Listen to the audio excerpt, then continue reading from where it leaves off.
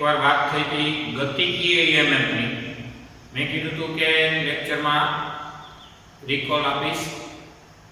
તો lecture number 4 માં લાસ્ટમાં તમે ગતિકીય ઈએમએફ ભણી ગયા હતા અને સળિયો ચુંબકીય ક્ષેત્રને લંબ v વેગથી ગતિ કરતો હતો ત્યારે સળિયાના બંને છેડા એક ધન અને એક ઋણ બનતો હતો, જેથી સળિયો બની જતો હતો બેટરી અને એનું ઈએમએફ હતું BLV.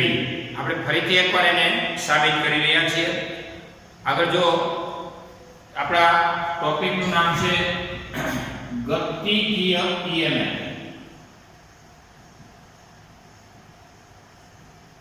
ગતિકીય ઈએમએફ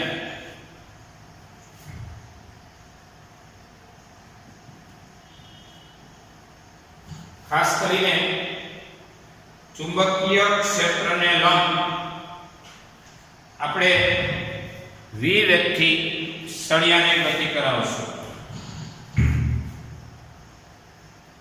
આ છે ચુંબકીય ક્ષેત્ર. અહીં ચુંબકીય ક્ષેત્ર બોર્ડના સમતલને લંબ અંદર જતી દિશાનું છે.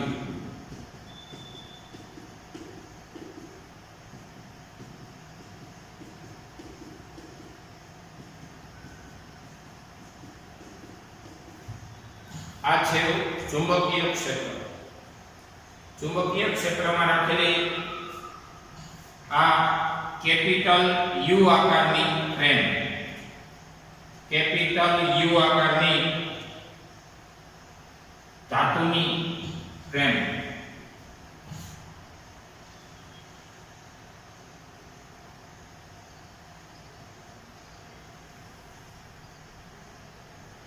અને આ છે સળિયો. તમારી પાઠ્ય પુસ્તક પ્રમાણે L લંબાઈનો સળિયો છે. આ જે L છે આ પણ L બની શકે.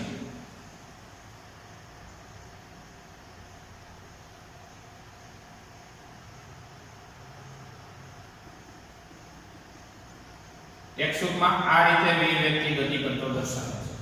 આપણે આમ ગતિ કરાવી, કઈ વાંધો નહીં, આમ ગતિ કરાવો કે આમ ગતિ કરાવો, ગતિ કરાવવાથી ઈએમએફ પ્રેરિત થશે, કારણ કે ગતિ કરાવવાથી એરિયાના ફેરફાર આવશે. આ લંબાઈ x છે, આ છેડેથી આ છેડા સુધી L લંબાઈનો સળિયો છે. આ L તો આ પણ L, બંને છેડા થોડા સહેજ વધુ રાખેલા છે એટલે અવગણ્ય લંબાઈ થઈ ગઈ. L લંબાઈનો સળિયો છે.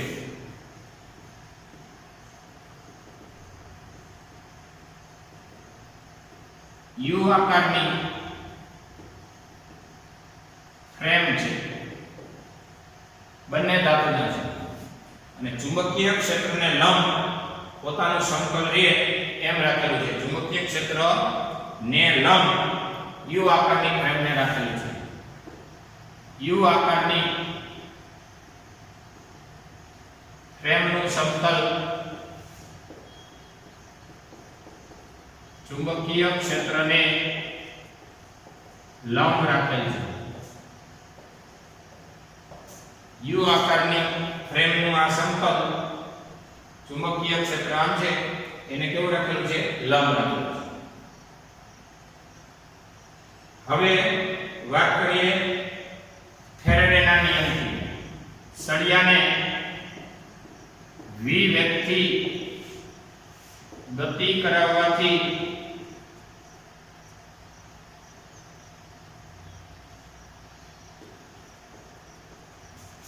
સળિયામાંના મુક્ત ઇલેક્ટ્રોન પર બળ લાગે. આ બળ F બરાબર Q કૌંસમાં V ક્રોસ B મુજબ લાગે. પરથી F બરાબર Q એટલે E, Q બરાબર E. આપણે એક ઇલેક્ટ્રોનને અહીંયા ગતિમાં ધ્યાનમાં લઈએ છીએ એટલે Q બરાબર E બરાબર. n એટલે પૂર્ણાંક, એક ઇલેક્ટ્રોન, અને E એટલે ઇલેક્ટ્રોનનો વીજભાર, બધું થતા -e થયો. u બરાબર કૌંસમાં v ક્રોસ v આટલું ફોર્સ લાગે. આ ફોર્સ અંતર્ગત ઇલેક્ટ્રોન કઈ દિશામાં ગતિ કરે? તો કે ઇલેક્ટ્રોનનો પહેલા તો સળિયાના વેગની દિશા. ઇલેક્ટ્રોન એટલે સળિયાના સભ્યો, સળિયાની અંદરના પાર્ટ, જેને આપણે મુક્ત ઇલેક્ટ્રોન કહીએ છીએ. તો સળિયો ગતિ કરે છે આમ, એટલે સળિયાની દિશામાં પહેલી આંગળી, જમણા હાથના સ્ક્રૂનો. ચુંબકીય ક્ષેત્ર અંદર છે બીજી આંગળી. બળ લાગે નીચે, નીચે તરફ બળ લાગે, પણ નીચેની બળ લાગે જો વીઆમ બીઆમ બળ લાગે નીચે, નીચે આજુ પણ માઈનસ તરફ, એટલે નીચે બળ લાગે એટલે એની વિરુદ્ધમાં, નીચે બળ પણ માઈનસમાં એટલે કે વિરુદ્ધમાં, બળ ઉપર લાગ્યું કહેવાય. અને બળ ઉપર લાગ્યું કહેવાય. ઇલેક્ટ્રોન ક્યાં જાય? તો કે ઇલેક્ટ્રોન હંમેશા કઈ દિશામાં ગતિ કરે? તો કે ઇલેક્ટ્રોનની ગતિની દિશા વિદ્યુત ક્ષેત્રની દિશાની વિરુદ્ધમાં હોય. અને યાદ રાખજો કે ચુંબકીય ક્ષેત્ર અને વિદ્યુત ક્ષેત્ર પરસ્પર અહીંયા લંબ જ હોવાના. એટલે ચુંબકીય ક્ષેત્ર અંદર છે તો એને લંબ વિદ્યુત ક્ષેત્ર હોવાનો. એ સૂત્ર છે ચુંબકીય ક્ષેત્ર B વેક્ટર અને વિદ્યુત ક્ષેત્ર E vector E cross B હોય, EB સાઇન ને હોય. ઇલેક્ટ્રિક ફીલ્ડ અને ચુંબકીય ફીલ્ડ એ પરસ્પર લંબ હોય.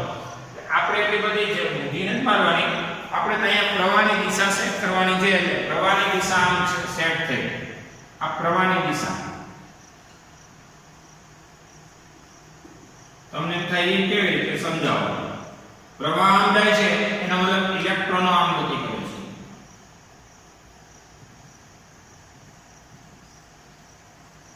આ ઇલેક્ટ્રોનની ગતિની દિશા.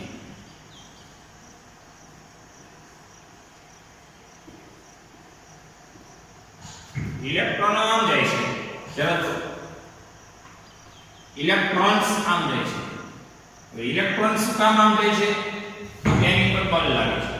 એ બળ એટલે વિદ્યુત પર લાગતું બળ. કયો સૂત્ર અંતર્ગત લાગે છે? v cross b. v આમ બળ લાગે ક્યાં? નીચે. અંગૂઠાના નિયમ જમણો હાથ નીચે લાગે એનો વિરુદ્ધ એટલે માઈનસમાં, ઉપર તરફ ઇલેક્ટ્રોનો ખસે. અને ઇલેક્ટ્રોનો ઉપર તરફ ખસી ગયા એટલે પ્રવાહનું નિર્માણ એનાથી વિરુદ્ધ દિશામાં છે. તો એ તો બધું તો ઠીક. આપણે આને આધારે ફેરેડેના નિયમને યાદ કરીએ. ફેરેડેનો નિયમ. ફેરેડેના નિયમનો શું કામ ઉપયોગ થાય એ પહેલા મગજમાં રાખો. કારણ કે ફેરેડેનો નિયમ એટલે સમય સાથે ફ્લક્સમાં ફેરફાર. જો પહેલા 0 સમયે તમારું ફ્લક્સ એ કાંઈક હતું. 0 સમયે ફ્લક્સ કાંઈક હતું. ફ્લક્સ એટલે ચુંબકીય ક્ષેત્ર રેખાની સંખ્યા. સળિયો અહીંયા આવતો જાય, પછી એક સળિયો ગતિ કરતો કરતો સપોઝ અહીંયા આવી જશે. સળિયો હાલમાં PQ સ્થાને છે, ત્યાંથી P' Q' સ્થાને આવી જશે. એટલે શું થશે? તો કે 0 સમયે ફ્લક્સ કાંઈક હતું. દાખલા તરીકે ફ્લક્સ 5 વેબર છે. 0 સમયે ફ્લક્સ 5 વેબર છે દાખલા તરીકે આ લે. પણ ગતિ કરાવતા અહીંયા પહોંચી ગયા એટલે સમયને કહેવાય t સમય. t સમય એટલે દાખલા તરીકે 1 સેકન્ડ. દાખલા તરીકે t2 આપણે લઈ લઈએ 1 સેકન્ડ. 1 સેકન્ડ. આ વખતે ફ્લક્સની વાત કરીએ તો ફ્લક્સ એ 3 વેબર થઈ ગયું. તો પછી ફેરેડેના નિયમ પરથી શું કહી શકો? કે ફેરેડેના નિયમ પરથી ફ્લક્સ એટલે d∅dt. અહીંયા માઈનસ નિશાન જે લેન્ઝના નિયમની હાજરી બતાવે છે. તો હવે માઈનસ અહીંયા કહેવાય ∅2 ∅1 dt. ∅2 એટલે 3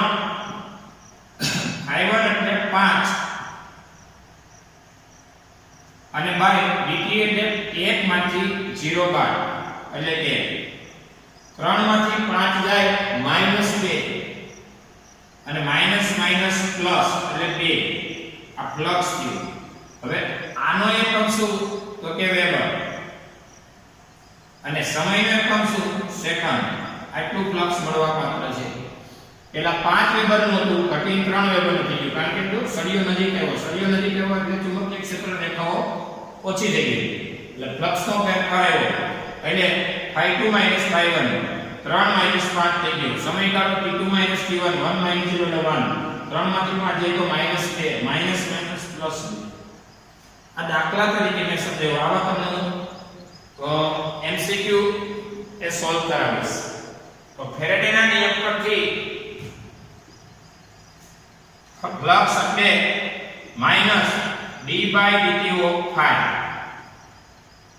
ફેરેડેના નિયમ પરથી EMF E બરાબર માઈનસ EMF છે EMF છે EMF અને EMF નો એકમ થાય વોલ્ટ ફેરેડેના નિયમ પરથી E બરાબર -d/dt એમ કરતા EMF આપણને આટલા વોલ્ટ નો મળ્યો આ પ્રેરિત EMF કહેવાય અને સળિયાની ગતિને લીધે EMF પ્રેરિત થાય એટલે ટોપિક નું નામ છે ગતિકીય EMF સળિયાની ગતિને લીધે ઇલેક્ટ્રોમોટિવ ફોર્સ લાગે છે એટલે થયું ગતિકીય EMF તો -d/dt તેથી E બરાબર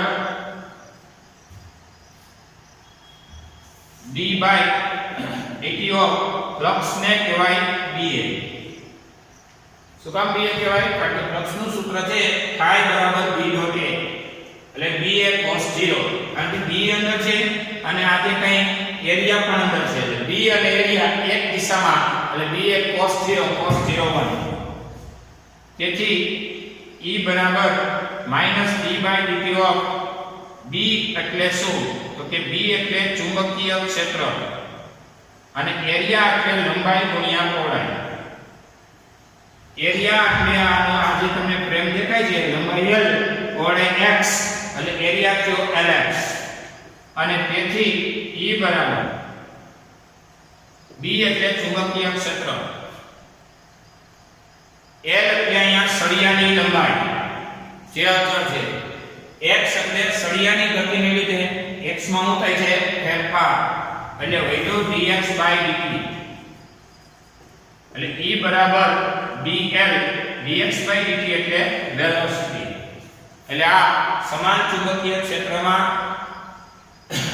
ચુંબકીય ક્ષેત્ર બોર્ડના સમતલના અંદર જતી દિશામાં છે u આકારની ફ્રેમ કે જેનું સમતલ ચુંબકીય ક્ષેત્રને લંબ રેખા રાખેલું છે હવે આ સળિયો PQ v વેગથી ગતિ કરે છે l લંબાઈનો સળિયો છે u આકારની ફ્રેમ છે ફ્રેમનું સમતલ ચુંબકીય ક્ષેત્રને લંબ રાખેલું છે સળિયાને v વેગથી ગતિ કરાવવાથી સળિયામાંના મુક્ત ઇલેક્ટ્રોન પર ફોર્સ લાગે આ ફોર્સનું આ સૂત્ર છે જેથી કરીને એક છેડે ઇલેક્ટ્રોન જમા થાય અને બીજે છેડે ધન ભાગ ખુલ્લો થાય જો આ રીતે થાય પ્રવાહનું નિર્માણ થવું ને એનો મતલબ આ પોતે આ રીતે વર્તે એટલે ઇલેક્ટ્રોનો જાય છે ને એટલે અહીંયા ઇલેક્ટ્રોન્સ જમા થાય એવું અહીંયા ઇલેક્ટ્રોન જમા થાય અને અહીંયા ધન ખુલ્લો થાય તો જ આ સળિયો બેટરીની જેમ વર્તે અહીંયા ઋણ જમા થાય અહીંયા ધન ખુલ્લો થાય ઉપરનો ઋણ નીચેનો ધન અને આ સળિયો થઈ ગયો E બરાબર BLV EMF વાળી બેટરી સળિયો પોતે એક બેટરીની જેમ વર્તે છે સળિયાનું જ ચિત્ર દોર્યું બેટરીની જેમ કેમ વર્તે ઉપરનો ધન નીચેનો ઋણ ઉપરનો ઋણ નીચેનો ધન એટલે પ્રવાહનું નિર્માણ આમ થયું -t પ્લસ તરફ આ રીતે પ્રવાહની દિશા ઇલેક્ટ્રોનો બધા એક છેડે જમા થઈ નીચેનો ધન ખુલ્લો થાય એ બેટરી તરીકે વર્તે અને અહીંયા ઓપન સર્કિટ કન્ડિશન નથી અહીંયા તો પ્રવાહધારી ગાળો છે કે ઇલેક્ટ્રોનોની ગતિવિધિ ચાલુ રહે અને જેથી કરીને પ્રવાહનું નિર્માણ પણ ચાલુ રહે એટલે સળિયાની ગતિ કરાવો આ દરમિયાન સપોઝ તમે અહીં કે લેમ્પ રાખી લો ને લેમ્પ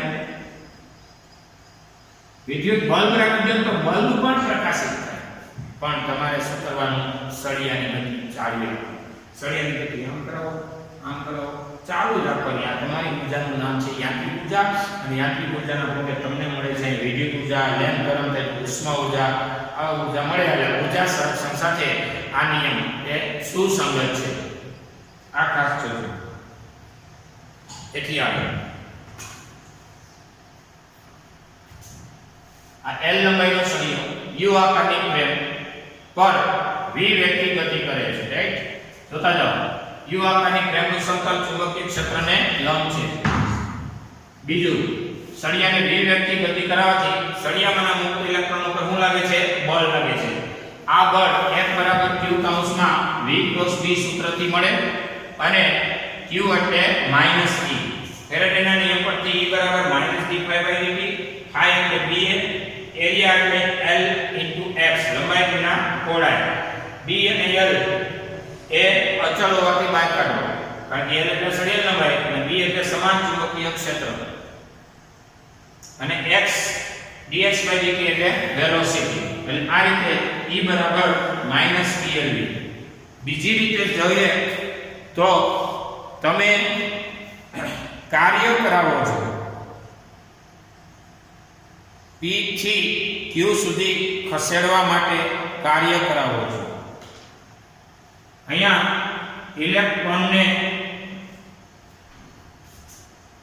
ઇલેક્ટ્રોનને સળિયાના એક છેડાથી બીજા છેડા સુધી ખસેડવા કરવું પડતું કાર્ય W બરાબર બળ ગુણ્યા સ્થાનાંતર. ઇલેક્ટ્રોન પર ફોર્સ લાગે. ફોર્સ તો આપણે સૂત્ર બોલ્યા F બરાબર qvb. બળનું સૂત્ર કહેવાય qvb. અને કેટલું સ્થાનાંતર કરાવવાનું? તો કે ઇલેક્ટ્રોનને અહીંથી ખસીને અહીંયા જવું એટલે સ્થાનાંતર કહેવાય આટલું. આટલું એટલે કેટલું? તો કે સળિયાની લંબાઈ જેટલું. સળિયાની લંબાઈ છે L. અને બળ F બરાબર qvb આપણે હમણાં જ જોયા, q કૌંસમાં v ક્રોસ b નું મૂલ્ય એટલે વેગ આમ છે, b આમ છે, એટલે ક્રોસ ગુણાકાર એટલે θ 90, qvb sin 90 અને sin 90 1. આટલું કાર્ય થાય. તો હવે qvb બરાબર into L, qvb into L. વાત રહી EMF ની વ્યાખ્યા. EMF ની વ્યાખ્યા પરથી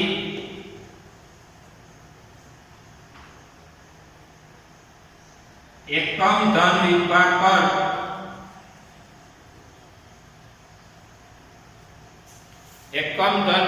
પર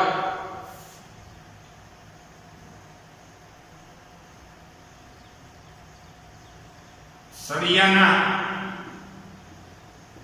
એક છેડેથી બીજા છેડે લઈ જવા સુધીનું કાર્ય એકમ ધન વિભાગને, આ ઇલેક્ટ્રોનની ગતિ છે તો ઋણ વિભાગ ને કઈ લાંબી વાત નથી. ગમે ધન વિભાગ તો ગતિ કરશે નહીં. આ તો બોલવાનું છે EMF ની વ્યાખ્યા પ્રમાણે કે ધન વિભાગને સળિયાના એક છેડેથી બીજા છેડે લઈ જવા સુધી કરવું પડતું કાર્ય. આ EMF ની વ્યાખ્યા છે. એકમ ધન વિભાગને સળિયાના એક છેડેથી બીજા છેડે લઈ જવા સુધી કરવું પડતું કાર્ય. તેથી EMF E બરાબર એકમ ધન વિભાગ ઉપરનું કાર્ય. અમે તમારે આવ્યું તો છે ભાઈ, આવું છે. શું આવ્યું છે કે એકમ ધન વિભાગને લઈ આવો તો સ્થિતિમાન, q વિભાગને લઈ આવો તો શું કહેવાય? q * v. પછી સ્થિતિ ઊર્જા કરવું પડતું કાર્ય તો કેવું કાર્ય? q * E અથવા q * v. તો હવે E બરાબર ધન વિભાગ છેદમાં w એટલે qvb * L. એક એક q કેન્સલ તો વૈધો હું તો કે blv. આ EMF થઈ ગયો blv. b LV EMF વાળી બેટરીની જેમ આ સળિયો વર્તે છે, આવું સાબિત થઈ ગયું છે. હવે તમે જોઈ શકશો.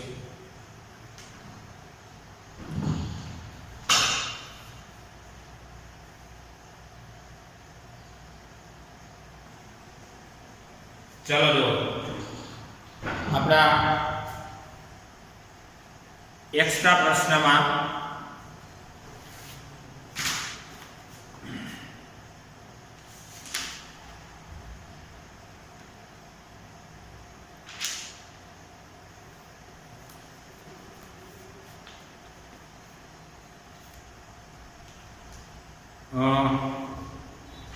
નોંધો પ્રશ્ન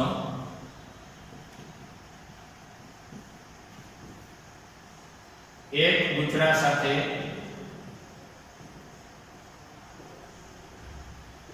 સંકળાયેલ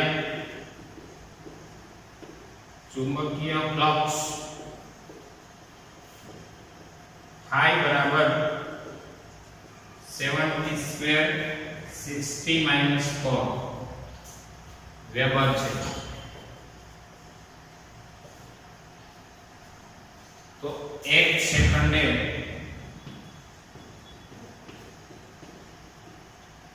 અથવા 1 સેકન્ડ પર પ્રેરિત EMF ખાલી જગ્યા વોલ્ટ કેટલા વોલ્ટનો EMF પ્રેરિત થશે એ આપણો સવાલ છે. હવે તમે જો આ ફ્લક્સ છે એ સમય પર આધારિત રહે છે. તો પ્રેરિત EMF કેટલા વોલ્ટ એટલે આપણે બોલાવશું ફેરેડે. ફેરેડેના નિયમ પરથી E બરાબર d∅dt માઈનસ નિશાની એ લેન્ઝના નિયમની હાજરી બતાવે છે. પ્રેરિત EMF નું મૂલ્ય કાઢવું હોય તો આનું પણ માન. હવે d/dt ઓફ phi એટલે અહીંયા 70 સ્ક્વેર 60 માઈનસ 4. તો હવે તમને વિકલન આવડે છે.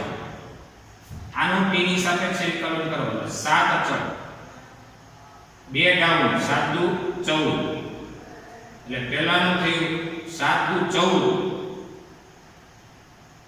ડાઉન 2 એટલે 7 દુ 14 અને t 14t 7 દુ 14 પછી 2 માંથી 1 જાય તો 1 એટલે 1 ઘાત અને dt/dt 1 લખતો નથી. 60 નું t ની સાપેક્ષે 6 dt/dt 1 અચળનું વિકલન 0 એ પણ લખતો નથી. આ થયું પ્રેરિત EMF. અને આ EMF સમય પર આધારિત છે. એમાં t બરાબર 1 સેકન્ડ લેતા t બરાબર 1 સેકન્ડ લેતા E બરાબર 14 t ની જગ્યાએ 1 વત્તા 6 14 એકા 14 ને 6 20 E બરાબર 20 વોલ્ટ. EMF પ્રેરિત થશે E બરાબર 20 વોલ્ટ. આ તમારો જવાબ છે. જોઈએ ત્યાર આવા ગમે એવા પ્રશ્ન હોય તમારે ફેરેડેના નિયમને એપ્લાય કરવાનો.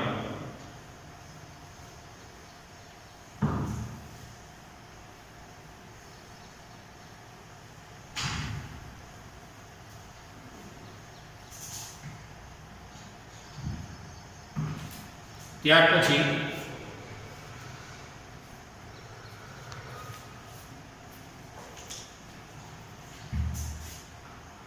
કેપિટલ N આટા અને કેપિટલ R ઓહમ અવરોધ ધરાવતી કોઇલને 4R ઓહમ 4R ઓહમ અવરોધ ધરાવતા ગેલ્વેનોમીટર સાથે શ્રેણીમાં જોડેલ છે. આ સમગ્ર જોડાણને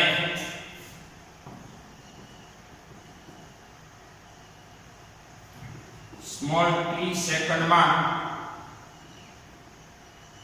ϕ1 ચુંબકીય ફ્લક્સ વાળા ચુંબકીય ક્ષેત્રમાંથી ϕ2 ચુંબકીય ફ્લક્સ વાળા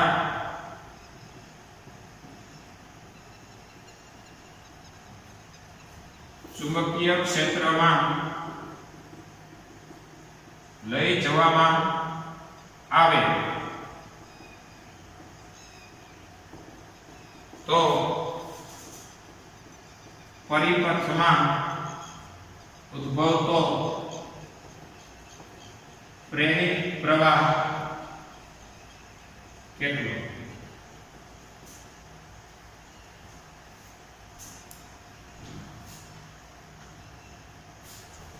હવે n આટાવાળા r ઓહમ અવરોધ ધરાવતી કોઇલને 4 ઓહમ અવરોધ ધરાવતા ગેલ્વેનોમીટરને શ્રેણીમાં જોડવાના છે. r ઓહમ અવરોધ ધરાવતી કોઇલ અને n આટાવાળું છે. પહેલા તો કોઇલનો અવરોધ r ઓહમ અને ગેલ્વેનોમીટરનો 4 ઓહમ, 4 r ઓહમ, ઓલાનો એકલો r ઓહમ, ઓલાનો 4 અને જોડવાના છે શ્રેણીમાં. એટલે વાત આવી પરિપથનો કુલ અવરોધ આ ડેશ બરાબર r વત્તા 4r બધુંય થઈને 5r ઓહમ શ્રેણીમાં જોડવાનું છે. અને સમગ્ર જોડાણને t સેકન્ડમાં ϕ1 ચુંબકીય ફ્લક્સ વાળા ક્ષેત્રમાંથી ϕ2 ફ્લક્સ વાળા ક્ષેત્રમાં લઈ જવામાં આવે તો પ્રેરિત પ્રવાહ કેટલો? તો આપણી પાસે પ્રેરિત પ્રવાહનું સૂત્ર મેળવવા હાટુ EMF મેન્ટેન કરવો જોશે. પ્રેરિત પ્રવાહ I બરાબર E બાય R. તો I બરાબર E by R dash, R dash એટલે 5R. વાત રહી E મેળવવાની. E મેળવવો હોય તો કોને બોલાવવો જોશે? ફેરેડેને. ફેરેડેના નિયમ પરથી E બરાબર minus d by dt of phi. અને અહીંયા phi એટલે કુલ ફ્લક્સ ગણાશે. એક આટાનું ફ્લક્સ ને phi કહેવાય અને n આટાનું ફ્લક્સ છે એટલે અહીંયા કહેવાશે n phi. d by dt of અહીંયા થાય n phi. કેપિટલ phi ને n આટા હોવાથી n phi. EMF E બરાબર. તો આને આપણે એક નંબર આપીશું, આને 2 આપીશું. પ્રેરિત EMF એટલે d by dt of phi એટલે n phi. હવે વાત કરીએ સમયગાળાની. જો આ જોડાણને t સેકન્ડમાં ϕ1 માંથી ϕ2 ફ્લક્સમાં લઈ જવામાં આવે એટલે સમયગાળો થાય dt એટલે કે t - 0 જેને કહેવાય t. d by dt of એમાં n એટલે આટાની સંખ્યા, એને બાય કાઢી નાખો. n એટલે આટાની સંખ્યા અહીંયા લખું છું. e બરાબર આટાની સંખ્યા બાય સમયગાળો t સેકન્ડમાં બાય કાઢી નાખવાનો એટલે t - 0 એટલે એને કહેવાય t. સમયગાળો એટલે શરૂઆતનો 0, અંતિમ t એટલે અંતિમ માઈનસ પ્રારંભિક t - 0 એટલે t.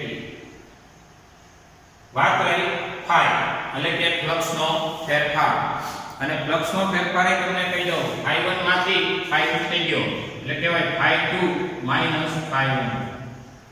જો n એટલે બહાર કાઢને કાઢન છે કે વૈદિક d phi એટલે ફ્લક્સનો ફેરફાર એટલે અંતિમ ફ્લક્સ માઈનસ પ્રારંભિક ફ્લક્સ. આ થઈ ગયો નંબર 3. આ 3 ને આપણે 2 માં મૂકી દઈશું. હવે અહીં જો બધા, હવે 3 ને 2 માં મૂકો. સમીકરણ 3 ને સમીકરણ 2 માં મૂકી દો. તેથી I બરાબર અંશમાં EMF એટલે કેટલો છે જોઈ લો -n I2 - I1 by T આ E થયો ના છેદમાં 5R અહીંયા છેદમાં 5R આ થઈ ગયો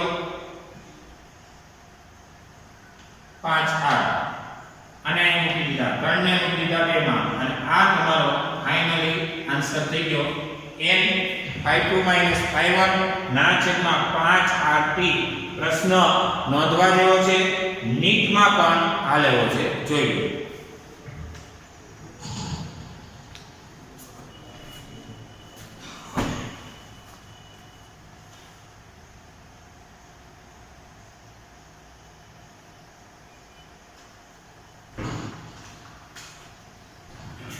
चलो पेज नंबर 230 स्वाध्यायનો દાખલો ચોથો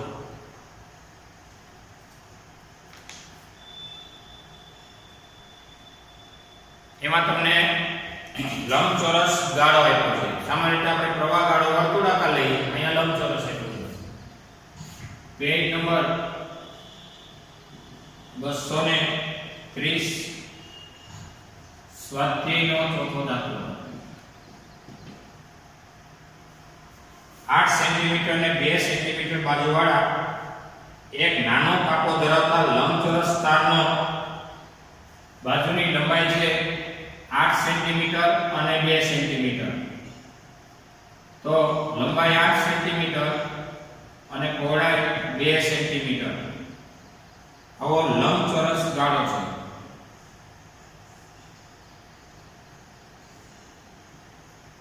8 સેન્ટીમીટર બાય 2 સેન્ટીમીટર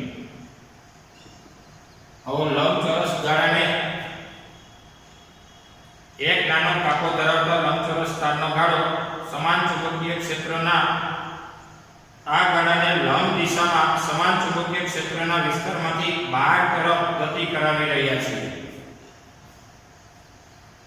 હવે ચુંબકીય ક્ષેત્ર અહીં આવું છે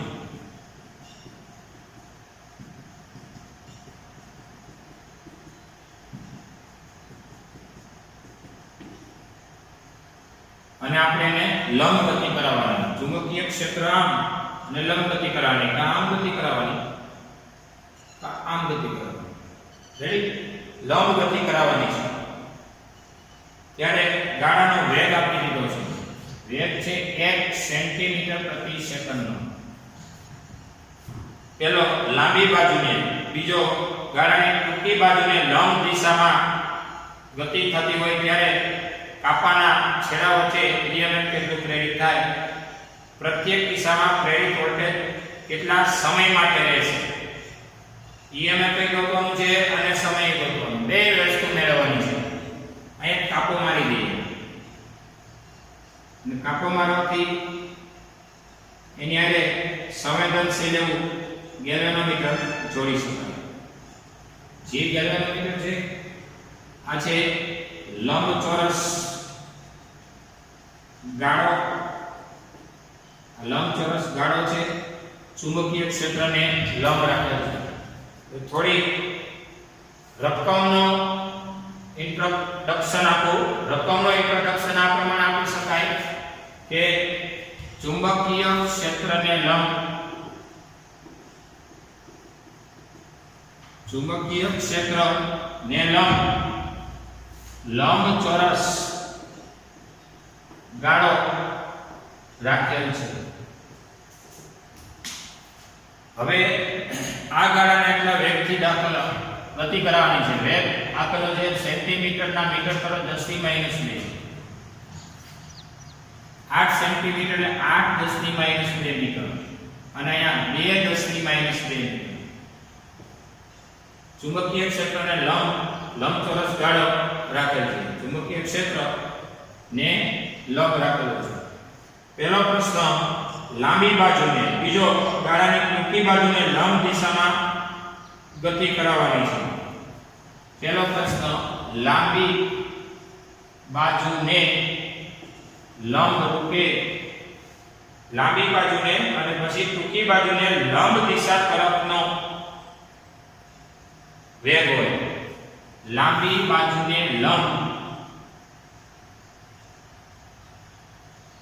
ગાળાનો વેગ હોય તે વખતે પ્રેરિત EMF E બરાબર BLV. આ લાંબી બાજુને લંબ એટલે આમ વેગ હોય, આ રીતે વેગ હોય ત્યારે E બરાબર BLV. B એટલે ચુંબકીય ક્ષેત્ર અને ચુંબકીય ક્ષેત્ર 0.3 ટેસ્લાનું આપ્યું છે. B બરાબર 0.3 ટેસ્લાનું ચુંબકીય ક્ષેત્ર છે, વેગ એટલો છે અને તમારે એક જ વસ્તુ જોવાની છે કે ચુંબકીય ક્ષેત્ર 0.3 ટેસ્લા હોય, પછી વીજભારને કાપવું પડતું અંતરની વાત આવે તો એ અંતર થશે L અને L બરાબર કેટલા સેન્ટીમીટરનું અંતર કાપવું પડશે લાંબી બાજુને લંબ, તો 8 સેન્ટીમીટર બાજુ થઈ એને લંબ એટલે આમ છે. આ ટૂંકી બાજુને લંબ ગતિ કરાવવાની, લાંબી બાજુને લંબ ગતિ કરાવો તો 2 સેન્ટીમીટરનું અંતર કાપવું પડે. એક મિનિટ.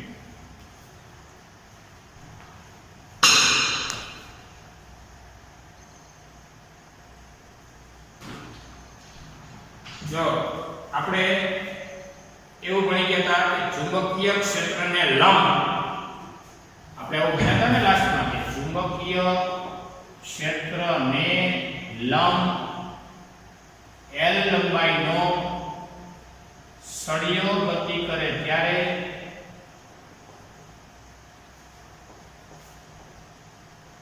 તેના બે છેડા વચ્ચેનો PD E બરાબર BLV થાય. તો અહીંયા ચુંબકીય ક્ષેત્ર આમ છે, એને લંબ એટલે આ સળિયો ગણાય, આ સળિયો AB ગણાય અને સળિયા AB ની લંબાઈ અહીંયા ધ્યાનમાં લેવાની એટલે લંબાઈ થાય 8 સેન્ટીમીટર. કેટલા વેગથી ગતિ કરે છે? 10⁻². વેગનું મૂલ્ય અહીંથી કાઢી દીધું. ચુંબકીય ક્ષેત્ર આપેલું હતું, વાત હતી લોચાવાળી લંબાઈની. લંબાઈ કઈ લેવી તો અહીં જો એક નોંધ, આપણે આ નોંધને જરા એપ્લાય કરીશું કે ચુંબકીય ક્ષેત્ર હોય એને લંબ રૂપે, ચુંબકીય ક્ષેત્ર આમ છે એને લંબ L લંબાઈનો સળિયો ગતિ કરે ત્યારે એના બે છેડાને A અને B બંને છેડા વચ્ચેનો EMF E બરાબર BLV કહેવાય. ચુંબકીય ક્ષેત્ર આમ છે, આ સળિયો ગતિ કરીને કાઈ ફેર ન પડે. ચુંબકીય ક્ષેત્રને લંબ રૂપે ગતિ કરવો જોઈએ. આ જ ચુંબકીય ક્ષેત્ર આમ છે અને લંબ રૂપે ગતિ કરો. તમને ચિત્ર દોરી દેવાનું. આનું ચિત્ર આમ હતું, ચુંબકીય ક્ષેત્ર આમ હતું, યાદ કરો. અને સળિયો આમ હતો, સળિયાનો વેગ આમ હતો, યાદ આવે છે. અને તો જ આ સળિયાના બંને છેડા વચ્ચે EMF પ્રેરિત થાય એટલે તે બેટરી તરીકે વર્તે. સળિયાને આમ, આ ચિત્ર સાચું છે, આ ચિત્ર સાચું ચિત્ર છે. ખોટું દોરી દો એટલે તમને કોન્ફિડન્સ વધે. આ ચિત્ર કેવું છે? સાચું. આ જ સાચી વાત છે, સાચી આકૃતિ થઈ આ. બરોબર. હવે ખોટી આકૃતિ કઈ થાય તો કે આ સળિયો આમ ગતિ કરતો હોય ને એ આકૃતિ ખોટી. આ આકૃતિ કેવી થાય? ખોટી આકૃતિ.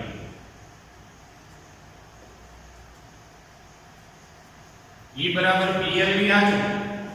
E બરાબર BLV ઉત્પન્ન કરવા માટે ની સાચી આકૃતિ આ છે. ચુંબકીય ક્ષેત્રને લંબ સળિયો ગતિ કરવો છે. ચુંબકીય ક્ષેત્ર ને લંબ આ રીતે ગતિ કરવો જોઈએ નહીં. આ આકૃતિ ખોટી છે, આ આકૃતિ સાચી છે. ચુંબકીય ક્ષેત્રને લંબ ગતિ કરવા માટે અહીં જોયો આ સળિયો AB ઉપલો ભાગ 8 સેન્ટીમીટર વાળો અથવા એને પેરેલલ નીચેનો, બરોબર, એ ચુંબકીય ક્ષેત્રને લંબ ગતિ કરે છે. આ તો બે એને પેરેલલ આમ જ રહે છે, એ નહીં. 8 સેન્ટીમીટર ની વાત આવે, 8 તેરી 24 આ થયું 2.4 10 થી -4 વોલ્ટ. EMF કેટલો ઉત્પન્ન થાય? 2.4 10 થી -4 વોલ્ટ. અને બીજો પ્રશ્ન એમાં ને એ ની અંદર પ્રત્યેક દિશામાં પ્રેરિત વોલ્ટેજ કેટલા સમય માટે રહેશે? પ્રેરિત વોલ્ટેજ માટે કેટલો સમય લાગશે? તો સમય બરાબર અંતરના છેદમાં ઝડપ. અંતર ઝડપ બરાબર અંતરના છેદમાં સમય બને. એના માટે આપણે કેટલું અંતર કપાવવાનું છે? હવે આ સળિયો AB, નીચેનો સળિયો CD, રેડી? તો અહીંથી આ ભાગ અહીંયા પહોંચે એટલે અંતર કેટલું કાપવાનું છે? તો કે અંતર કાપવાનું છે 2 સેન્ટીમીટર. અને કેટલી ઝડપે કપાવવાનું છે? 10 થી -2 મીટર પ્રતિ સેકન્ડથી. આ બે ઉડી ગયા એટલે સમય લાગશે 2 સેકન્ડનો. એટલે 2 સેકન્ડનો તમને સમય લાગશે. એ પણ નોંધવા જેવી હકીકત છે. આ લાંબી બાજુને લંબ સળિયાનો વેગ છે. હવે લાંબીની જગ્યાએ આપણે ટૂંકી બાજુ ને લંબ સળિયાનો વેગ હોય ત્યારે આ A પછી B. જો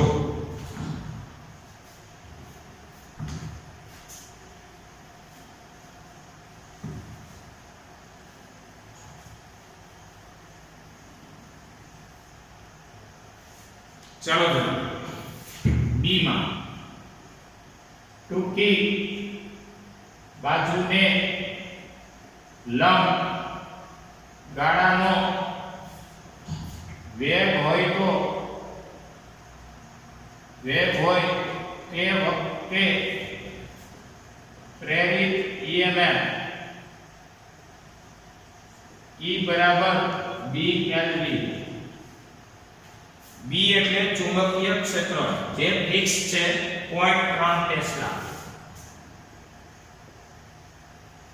L એટલે હવે સળિયાની લંબાઈ. હવે આ વેગને ધ્યાનમાં નહીં લઈ, ટૂંકી બાજુ આ થઈ, આ ટૂંકી બાજુ એને લંબ એટલે આ રીતે વેગ હોવો જોઈએ. ટૂંકી બાજુ આ બંને છે ને, એટલે વેગ આમ હોવો જોઈએ.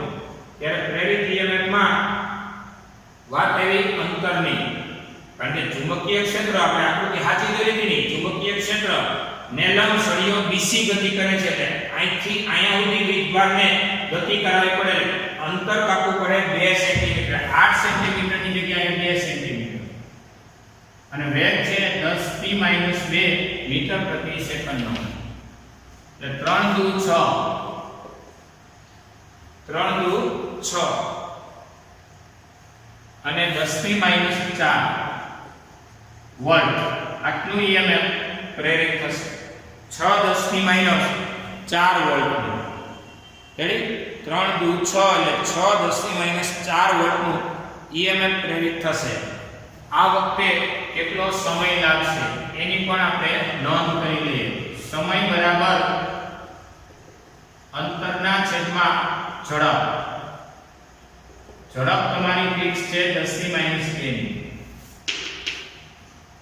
હવે ટૂંકી બાજુ આમ જાય છે, જો આ ટૂંકી બાજુ આ બાજુ આમ જાય છે, તો ઇલેક્ટ્રોનને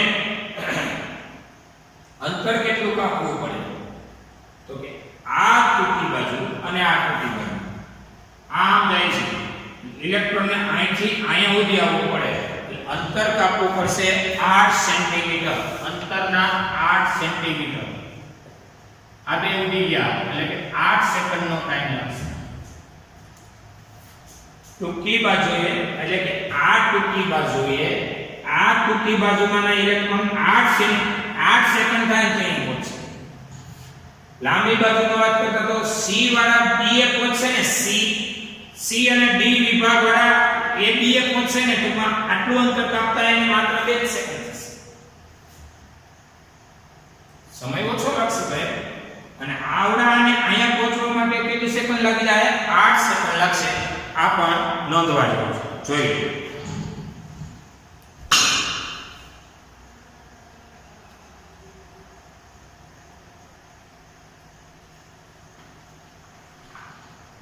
ચલો ડેઈલી ટેસ્ટ નો ડેઈલી ટેસ્ટ સ્વાધ્યાયનો ચોથો દાખલો અને ગતિકીય EMF સમજાવો. સ્વાધ્યાયનો ચોથો દાખલો અને ગતિકીય EMF ડેઈલી ટેસ્ટમાં નોંધી લો. અહીંયા આપણો લેક્ચર પૂરો થશે.